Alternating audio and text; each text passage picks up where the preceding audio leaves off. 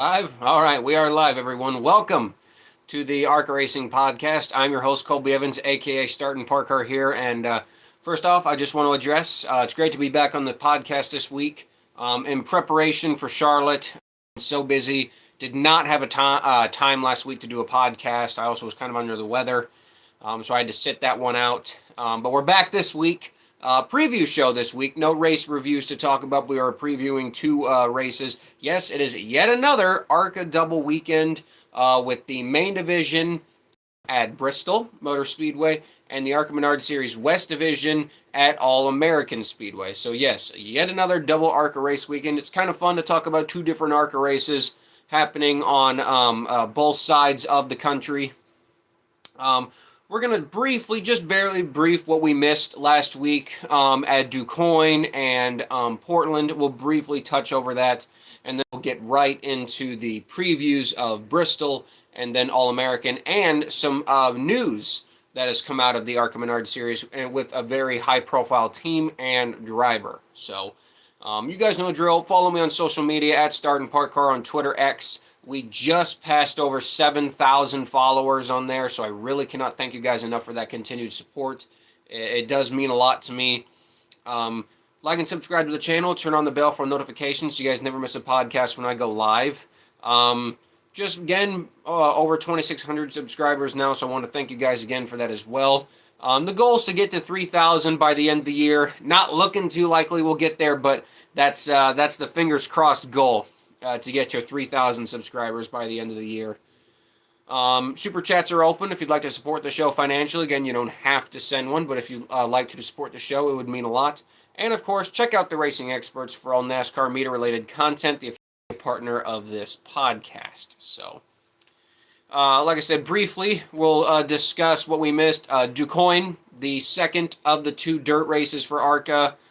Pretty actually eventful race. A lot better than Springfield, in my opinion. Multiple different leaders. A lot of people, high-profile guys crashed out. The 18 notoriously crashed a few times. The 70 crashed out. We all thought it was going to be a Brent Cruz show. Nope, he crashed out. And it ended up being Butterbean Queen taking the victory there. In the West Series race at Portland, it was kind of pretty much a William Sawalit show along with Thomas and Nunziata. They were beating the crap out of each other the last few laps, and then William finally said enough with you, Thomas, and moved him out of the way. And William Sawalit went on to win that race. So those were the two races we missed to talk about on last week's show. But I just wanted to briefly talk about those and what we missed, and talk about the West Series Championship real quick. Actually, sorry, we'll talk about that later.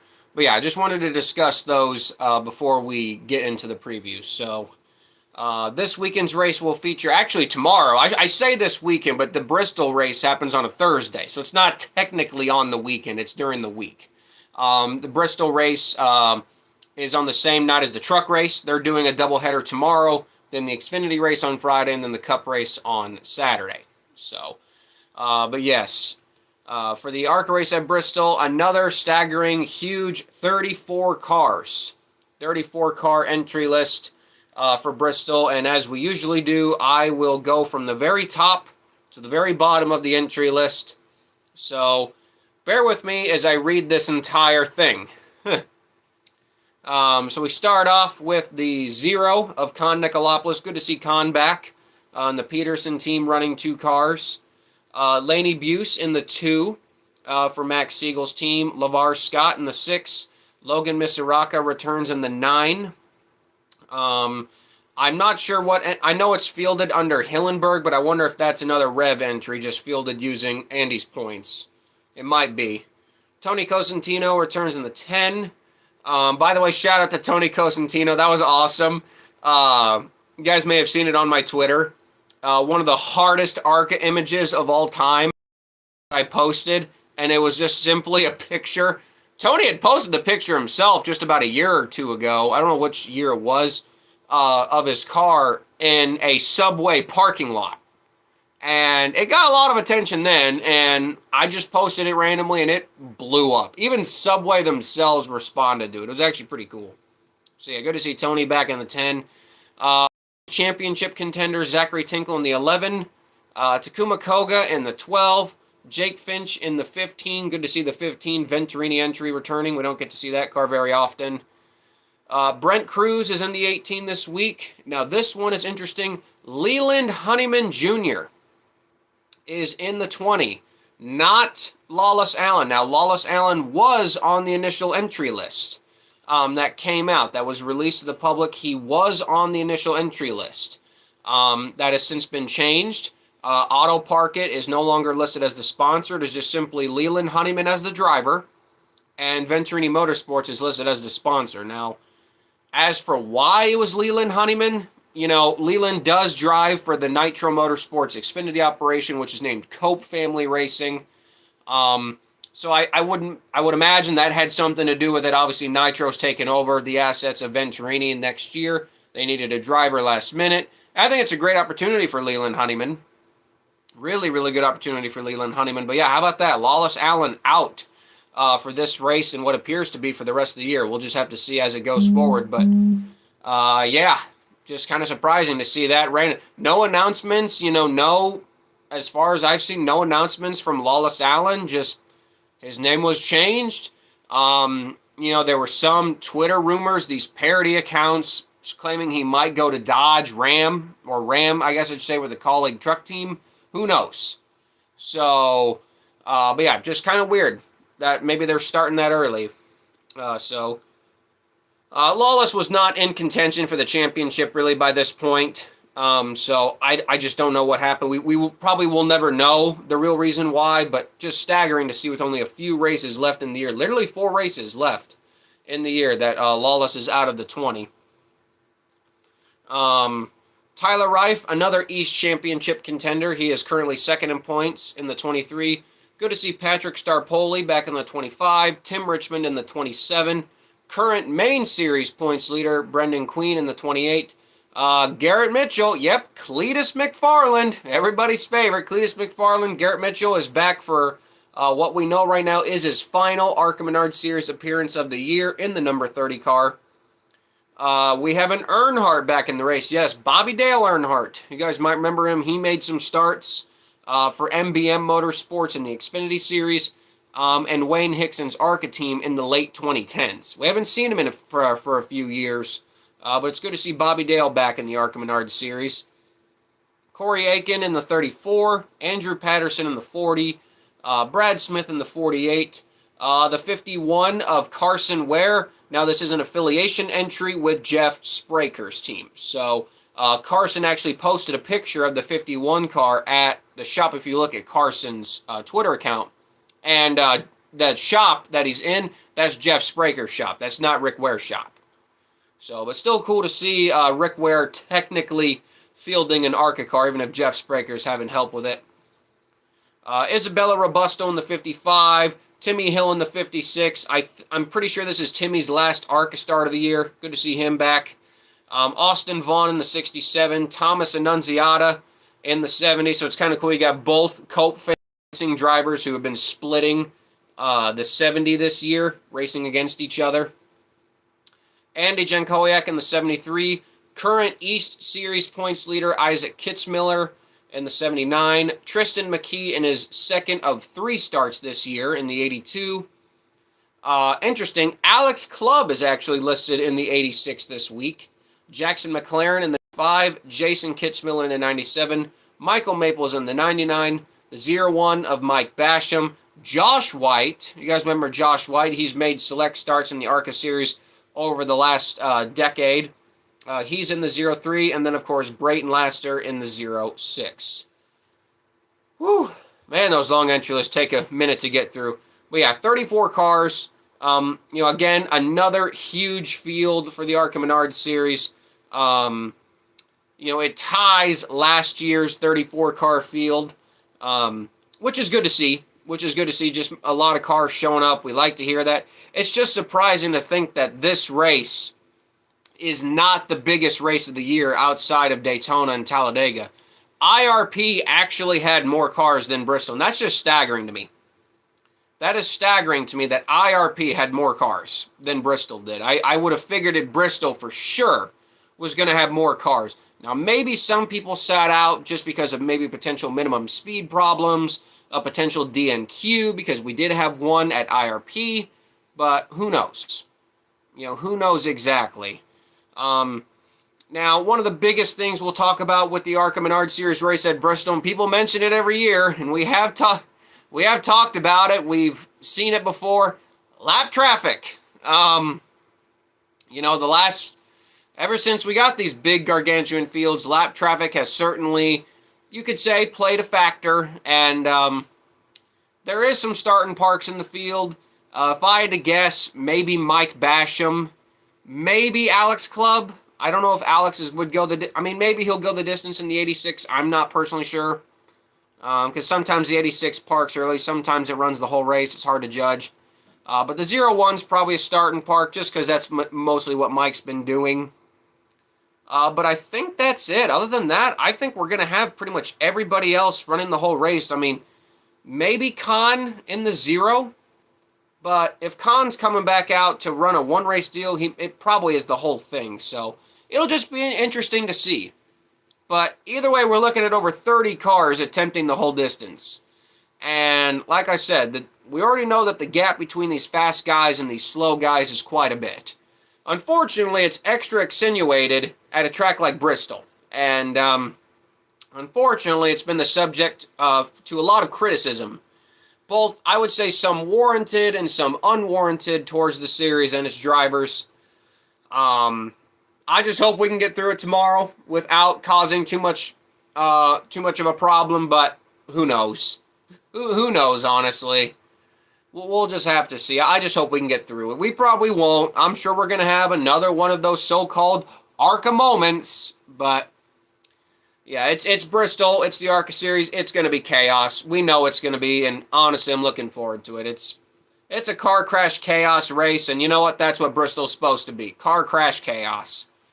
The championship coming into this race, I mean, LeVar Scott, God bless LeVar Scott, man. He's so close, man. The guy's done a really good job this year.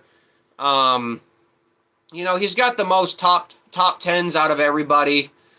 He's got many top 5s. He's led laps. He's got a really good average finish. He just can't seal the deal, which I hate because I want him to win. He's 42 points out of the championship. He's going to need a lot. He's going to need the 28. He's going to need the 28 to have quite a few problems. To come close to the championship. Unless something happens to the 28 really in this race, because I don't expect blistering car counts for the rest of the year. It's going to be hard for him to close back up, but I wouldn't say LeVar is out of it just yet, but it's looking like the 28's really starting to run away with it. With Lawless Allen being out of the 20, he's pretty much done, so we're now down to a 2-horse race. I don't know where Lawless is going to end up in the final standings. It looks like he probably will fall outside of the top 5 in the championship hunt, but maybe either 5th or 6th. Kind of just depends on how many points Alex Clubb can score before the year is over. As for the Owners' Championship coming into this event, the Mark Webb 28 car, Pinnacle, they hold an 8-point lead over the 18 JGR entry, and that is pretty much your Owners' Championship battle, which is really where the money is. Which is really where the money is in NASCAR, in ARCA. The Owners' Championship really does pay a lot in both NASCAR too. I'm not gonna lie. Like, if there's a championship the team wants to win, they also want to win the owner's title. It pays very well compared to the Drivers' Championship, obviously. So, yeah, I would say pretty much everybody else is mathematically eliminated from that battle right now. Obviously, a lot of these backmarker teams want to finish as high as they can going into next year so they can solidify their spots going into Daytona and other such races. The East Series Championship, this is actually the season finale for the East Series this year. We know we have our criticisms of the ARCA Menard Series East Division. I've been very vocal about it on this platform. It's only 8 races. The East Series needs a complete overhaul, in my opinion. I don't like how it's done right now, but it's not my series to run. But if I had the East Series, I would change it up quite a bit. But either way, it's technically a 3-horse race right now. Isaac Kitzmiller leads by 19 points over Tyler Reif and by 30 points over Zachary Tinkle. Pretty much, if Isaac Kitzmiller finishes 13th or better, regardless of what Tyler Reif does, he is the champion. So Tyler would need Isaac to crash out and not lead any laps, and then he'd have to lead all the laps or lead as many laps as he could, and then probably go on to win.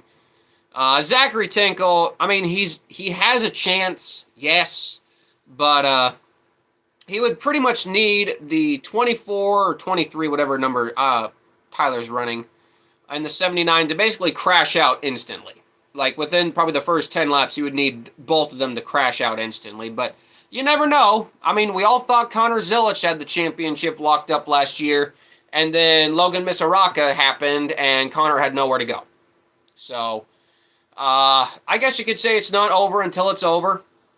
So never say never. I mean, we would lose our marbles if Zachary Tinkle won the ARCA championship. Trust me, we would all lose our marbles. I would love it. Like, give me a Zachary Tinkle ARCA championship, but it's highly unlikely. But he's really this year for the equipment. From when you compare the equipment difference of FTR versus Kitzmiller and Reif. As for that Owners Championship battle, the 18s got it pretty much wrapped up there. Again, they did not have a Drivers' Championship this year. Max Reeves, for some reason, they did not want to do the full East 10. But they got their Owners' Championship money. I mean, pending something happens to the 18, I doubt it, but they pretty much got it wrapped up. So, yeah, that is Bristol. Like I said, how is it going to go? Like I said, maybe only a few starting parks. I'm really curious to see how the lap traffic thing goes. Really curious to see how CLEETUS does. Daytona and Talladega were the plate races. He did pretty good at Charlotte, even though he had that little fumble with the restart. But this is like anything he's ever been in. This is not even going to be close to his Crown Vic races. I'm really curious to see what Cleetus McFarland shows in this race, because I wouldn't say this is a winning car. The Red team, they're good, but they don't really have that race-winning pace. But this is a solid, probably, at best, probably top 5, like 5th place car to around 15th place car. So that's where I would expect Cleetus to run, or Garrett to run. And also just got to stay clean. Got to stay clean, no crashes, don't want to hurt yourself or hurt anybody in the field. We'll just have to see. But I'm curious to see how Cleetus does. And as for my race winner, normally you just got to go with the 18 entry. 18 entry, they're the easiest ones to pick. But I'm actually going to go with somebody else. And it's not that Brent Cruz, isn't going to be hard to beat. But I am going to actually go with, where is he? I can't find him on my screen. Hang on. Oh, there he is. Yeah, duh. Yeah, Brendan Queen, duh.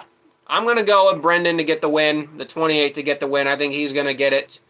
If not, I could see Tristan getting the win, his teammate. I'll go with my underdog pick. I'll throw in Leland Honeyman as my underdog pick. Why not? So, we'll have Leland Honeyman as my underdog pick, and I'll take Brendan Queen as my winner's pick. Like I said, Bristol is tomorrow. Pretty early. So if you do work late tomorrow, you might have to DVR it or try to watch it on your phone somewhere because the truck race is happening at night, so they got to run this during the day. It is at 5:30 p.m. Eastern, so 4:30 my time. So yeah, it's going to be early. It's going to be a little early, that's for sure. Said practice, qualifying, all that stuff. Winner gets 17,600. Second place 8,225, and third place is 49.50. Last place will be set at 14.50. So, the maximum starting field for this race was 36 cars, so we could have had a few more show up before DNQs would have started. But still, 34 is nothing to joke about. Solid field size. Like I said, it'll just be interesting to see how the lap traffic game goes. And, will we have a shocking outcome for the East title? So, that's Bristol. And as we now transition to the other race we will be previewing, the ARCA Menard Series West Division going to All-American Speedway, the Napa Auto Parts 150. It feels like every race is sponsored by Napa. And, once again, not the best car count. It's been the sad trend for the ARCA Menard Series this season. Count them, 1, 2, 3, 4, 5, 6, 7, 8, 9, 10, 11, 12, 13 cars, just 13 cars on the entry list. I guess it's an improvement over 12. One extra body always helps. But we'll go off the entry list like the same way we always do, only this one won't take as long. The 1 of Robbie Kienle, the number 3 of Todd Souza, the number 4 of Eric Nascimento. Good to see him back. He's been doing a lot of Cars Tour West stuff, so it's good to see him back in ARCA. Eric Johnson Jr. in the 5, Joey Kienle in the 9, 3 entries for the Jan Qualkenbush team. 13 of Tanner Reif, 19 of Jake Bowman, the 50 of Trevor Huddleston, 51 of Blake Lothian, 54 of Joey East. That's a new entry. Second Shockwave Motorsports entry from the Naki team. Good to see Mike Naki's team making a return. Andrew Chapman in a second High Point Racing entry, a teammate to Trevor Huddleston. 71 of Kyle Keller. No 72 car. Despite Strike Mamba running a second car in every race so far this year, there is no 72 car on the entry list for All-American. And then the final entry is, of course, good old David Smith. So, sucks to see the West Series still losing cars and the car counts not being the best. Still an exciting championship battle, though. An exciting championship battle. Trevor Huddleston leads Kyle Keller by just 8 points. Tanner Reif's 20 back. I wouldn't count him out yet, but he's going to really need to claw back some points real quick because we only have, I think, 4 races left in the season. So, as for that Owners' Championship, right now, Tim Huddleston leads the 71, again, by just 8 points. So, yeah, for Jan Qualkenbush, he wants to get that championship in drivers and owners. Same thing for the Huddleston family. Now, last year's All-American race only had 15 cars, so it's not like we're that many less compared to last year. But when you think about in 2021 and in 2022, we had over 20. 2021 actually had 23 cars, which actually is a pretty decent car count. But All-Americans kind of always struggled with its car count. It's not been one of the higher car count ARCA West races, even going back to the K&N era, to be honest with you. So, not a huge problem. As for the winner of this, it's hard to judge. I'm probably going to go, like usual, I'm wearing the Jan's towing cap, so I guess I got to go with Kyle Keller. I'll go with Kyle Keller, but I think I'm going to go with Kyle Keller and Jake Bowman as my winners. I know you 2 drivers can't win, but I would say it's going to be either one of them. And if I had to pick an underdog winner, I'm going to go with my man, Eric Nascimento. He's been close to getting a win as well, so I'll put him as my underdog pick. And then I'm going to say Kyle Keller and Jake Bowman. But yeah, so West Series Championship, their season's starting to wrap up too. Like we said, the East Series ends this week. East Series ends this week. West main division's got 4 races left, and then the West Series also has 4 races left. The main division after Bristol has Kansas. I think they have. Is it just Kansas and Toledo? No, they have. I think it's 4 more races. I can't remember it off the top of my. Sorry, guys. I thought I had it off the top of my head here. Show it to you guys real quick. Main series schedule. Main series schedule. Come on.